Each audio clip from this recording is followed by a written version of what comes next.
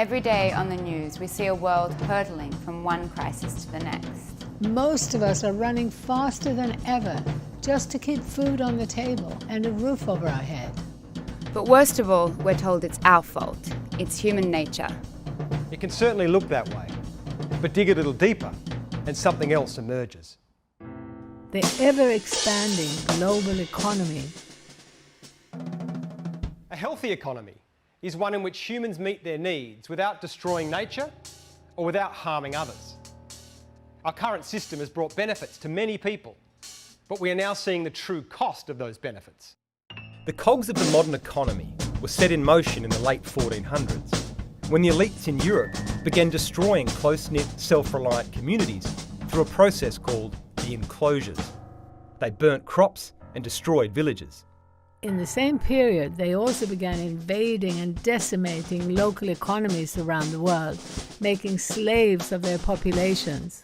These slaves were then used to grow crops like cotton and sugar for export. And so began a historical shift, a move away from local communities providing for their own needs towards large-scale production for a global market. The end result was that global traders got richer and richer at the expense of society as a whole. And favouring global traders over community is still a central cog in the economic machine today. Our governments have been using our tax money to subsidize and deregulate these global corporations. Big tech, big ag, big media, big oil, big banks, big pharma. While at the same time squeezing local and national businesses through heavy taxation and over-regulation. Two very different sets of rules, one for the local, another for the global. Today, these corporations and banks have become a sort of global invisible empire, to the point where they regularly determine the policies of our governments. Like when the German government was sued by a fossil fuel company for not letting it build a power plant that would pollute a pristine river. Trade has always been a part of our lives, but it has now acquired an almost religious status, resulting in meat, vegetables, manufactured goods, currencies, even bottled water, moving around the globe in every direction. In 2019, the US imported 1.4 million tons of beef and veal, and in the same year exported almost exactly the same amount. While English-grown apples have travelled all the way to South Africa to be washed and waxed, then flown back again to be sold. Routinely exploiting human labour and burning vast amounts of fossil fuels. As a result, we are currently using twice as many resources as the Earth can replenish in a year.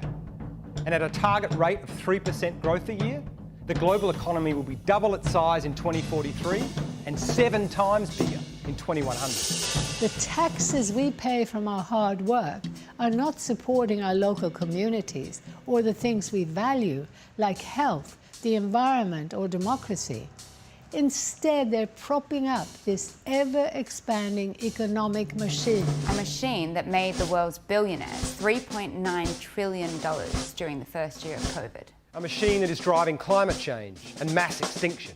A machine that still today requires 45 million slaves. We are blindly crowdfunding our own social and environmental demise.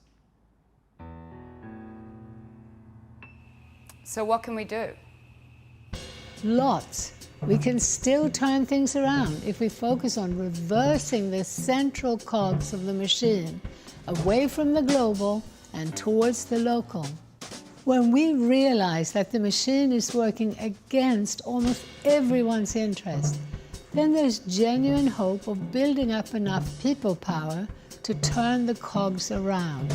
Right now, we are allowing the rules of this system to be written by a tiny minority. And why is this happening? Largely because of ignorance. We know that big corporations have too much power, but we hear almost nothing about how the economic system works to give them that power. And it is ignorance. The vast majority of us, even those who work within corporations, don't want to see nature destroyed or a wider gap between rich and poor. That's why raising awareness needs to be our first action. Big picture activism. That means showing how the global system is damaging both people and planet, and how going local can help to turn things around. It's vital that we share this knowledge so we can unite social and environmental activists. And bring about a mass movement to make a united demand of our governments. Re-regulate the big and global. Rebuild The small and local. This doesn't mean eliminating global trade, but rather encouraging greater self-reliance. Which is what COVID has taught us. As we enter a future of more pandemics and more climate shocks, we're going to need local control over our basic needs, especially food and energy. Yes, and that means shifting taxes, regulations and subsidies that currently favor global trade to support local, regional and national economies instead.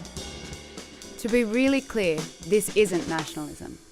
It's about ensuring that the democratic process shapes business, rather than big business shaping our societies, supporting small scale on a large scale.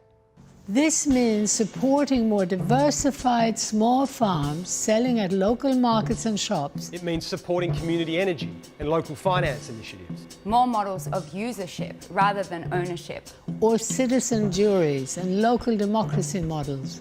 Because it's on the foundations of local economies that the deep bonds of community can be built. Going local offers us a genuine human connection.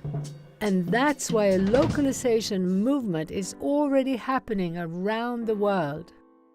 It's time to wake up, listen, learn, and act. It's time to demand these changes from our politicians and to elect brave leaders who support these changes.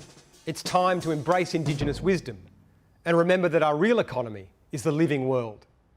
It's time to stop fighting each other and start fighting for a better system. Just imagine how different our world would look if we allowed the small, the diverse, the authentic to flourish. There's nothing inevitable or natural about our current system. It's man-made. And if enough of us come together, we can change it.